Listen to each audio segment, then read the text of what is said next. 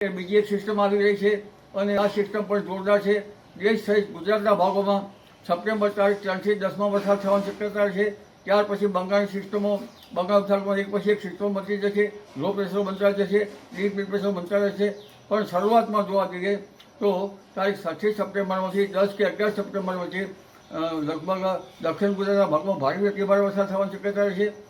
મધ્ય ગુજરાતના ભાગોમાં ભારે વરસાદ થવાની શક્યતા છે. પણ ઉલ્લેખનીય છે કે આ વરસાદનું પ્રમાણ કેટલાક ભાગમાં 4 ઇંચ તો કોઈ ભાગમાં 6 ઇંચ જેવું રહેશે. દક્ષિણ ગુજરાતના કેટલાક ભાગમાં ભારે વરસાદથી નદીઓમાં પૂર આવવાની શક્યતા રહેશે.